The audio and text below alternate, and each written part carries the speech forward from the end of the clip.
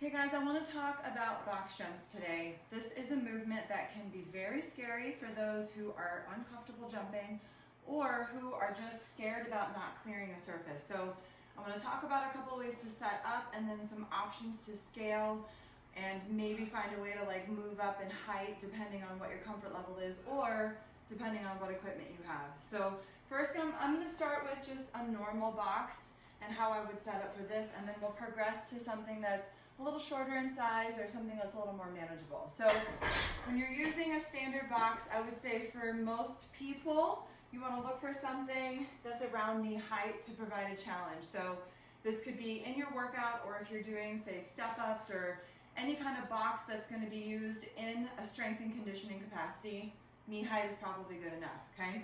So when you set up to the box, give yourself a little of room to travel forward. You don't want to be directly on top of the box and then make it even harder to not make any mistakes. So give yourself a little bit of room, feet just outside of your hips. And then what you want to do is send the hips back as you also send the arms back. This is going to load up the legs and the hips to provide you the power to get up on top of the box. From there, you want to think about extending the hips as quickly as possible as you also bring the arms up. Think about splashing your face, kind of like splashing your face with water. Those two movements are going to generate power upwards.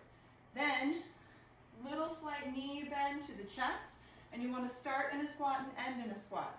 So as I go up, I'm going to bring my knees up, and I want to land with my feet, hopefully all the way on the box, but heels touching, toes touching, so that we feel balanced, and then we are able to push the knees out and stand up like you would from a squat. Now, what a lot of people do when they're a little unsteady is they land on their toes or the balls of their feet. And what this will do when you get on top, like this, is it loads up the ankles and the knees, which can be really hard on those joints. And if you already have ankle and knee problems, that's just going to make it worse. So start with your feet fully flat and then try to land with your feet fully flat. So once again, send the hips back, push the knees out, throw the arms back. You're going to extend the knees, the hips at the same time as you splash your face. Land on the box, full foot, knees pushing out, chest up, and then stand up. Now, if you need to scale this because this is too scary or you don't have the right height, you can do what I'm doing over here, stack some plates up. Or if you have a shorter box, or you could do this to steps, if you feel like there are some steps in your area that you can walk up to. But all the same principles apply. You're still going to set up feet just outside of the hips, send the hips back, push the knees out, and you're still going to splash the face and land with your feet fully on the surface that you choose. So this is a great option if you have plates to scale.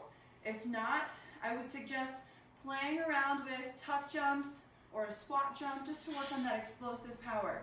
So if you're unsure of the box, a great way to trick your mind that you can do it is to do a tuck jump, and you'll be able to see, oh, I got my feet up higher than the box. That's awesome. That probably means I can do the box jump.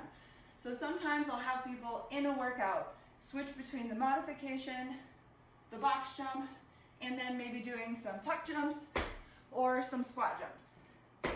All things that will work on explosive power and helping you to translate that hopefully into your skating or anything else that you're trying to be explosive in.